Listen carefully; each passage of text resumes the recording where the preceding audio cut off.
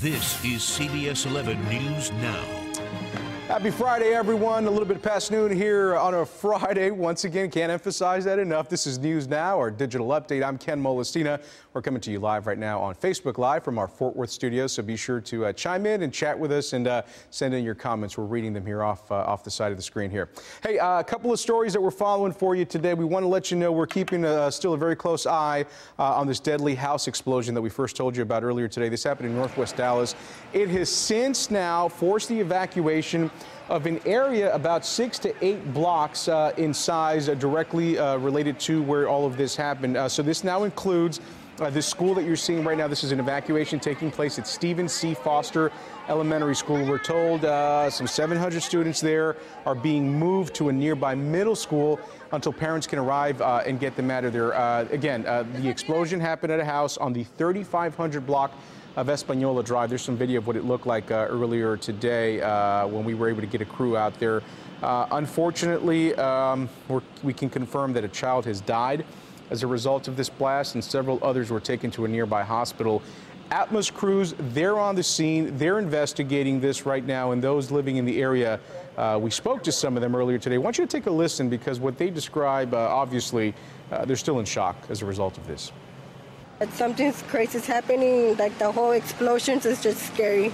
We had about 15 school buses that picked all of the students up and transported them where they're going to be provided lunch. They'll be in a safe, warm class environment. All right, so we can tell you again that those kids had to be evacuated. They were in good hands. Again, this is out of an abundance of caution because the school is near the site of this deadly house explosion. But again, there's some aerial shots. CBS, the Chopper Lemon was able to get over the scene earlier today. So when you look at this sort of damage, the devastation there to the house, gives you an idea of just how strong that blast was. This is a story that is still unfolding right now.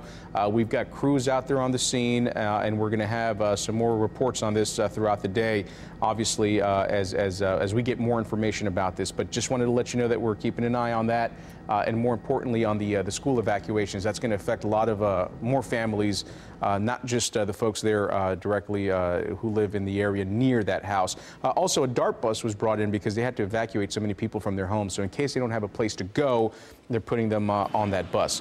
All right, let's get you to another story related, of course, to all this rain weather we've been seeing here. Our cameras, we were there, folks. So this rarely happens when we see it like this, but take a look at that. Just some amazing video from earlier this morning. We were there as a man had to be rescued from a swollen Dallas Creek as the waters were rising from the rain. Our crew, again, was there, right there with the rescuers as all of this was happening. And again, they were able to get that man out of the water. Rescue crews lowered a ladder down there. They tied him to a rope, put a floating vest on him, and he was able to climb out. Just some amazing video.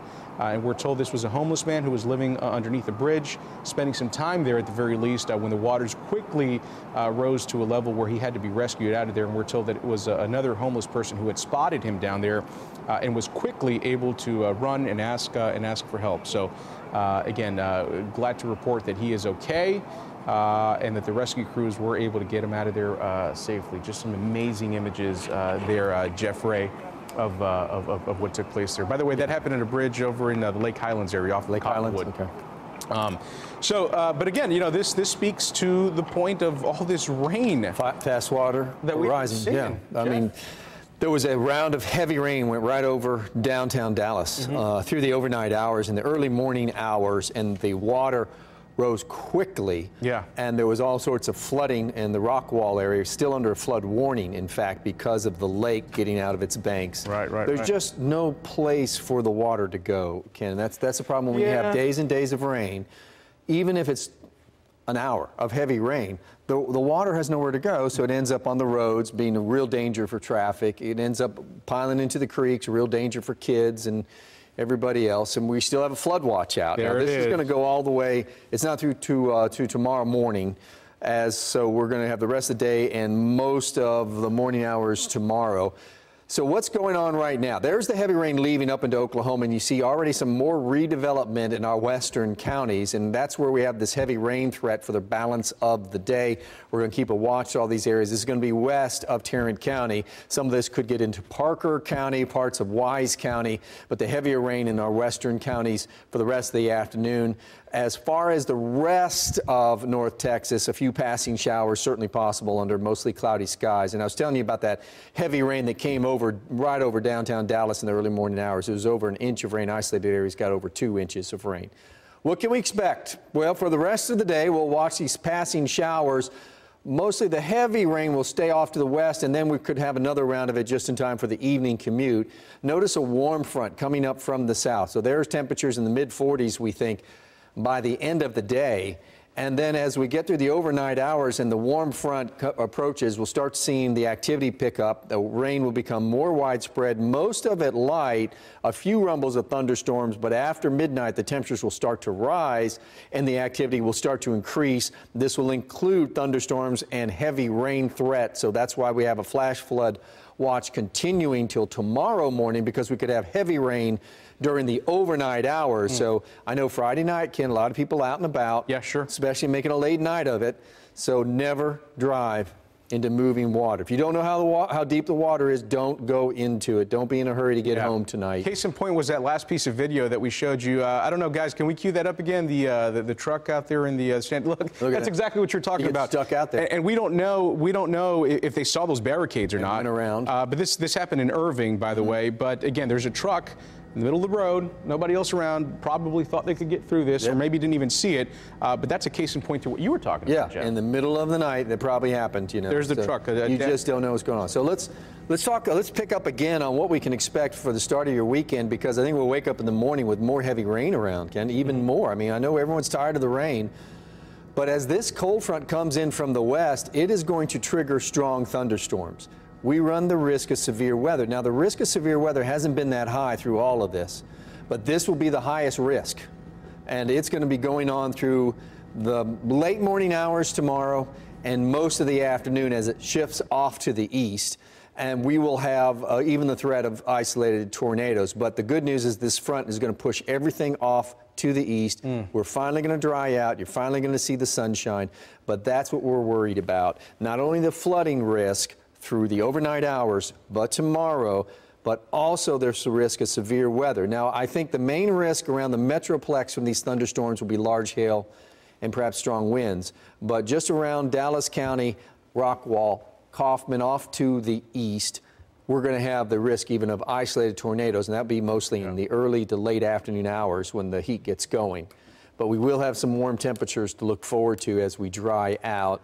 We'll probably have temperatures hit 70 tomorrow, but we'll be in the upper 60s with sunshine Sunday, 70 on Monday. Something to look forward to there on Sunday, right? I wish I could tell you it's really going to dry out, but the rain chances are going to show back up Tuesday, Wednesday. I'm going to take those rain chances out on Friday. That's what we were thinking yesterday evening, but I think now it looks like dry weather going into the weekend. Hey, let's just get to some quick comments coming in here on Facebook. A lot of folks still asking about that gas line explosion that we talked to you about at the top.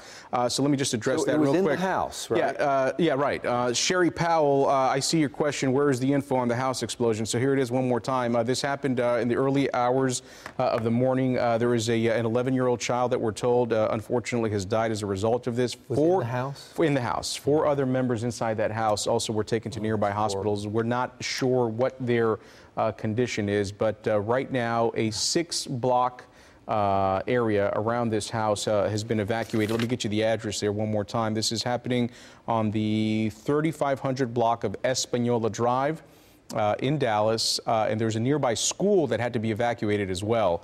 Do we have video? There it is. Okay, yeah, that's Stephen C. Foster Elementary School. Some 700 kids were taken to a nearby middle school, waiting for their parents to come and pick them up.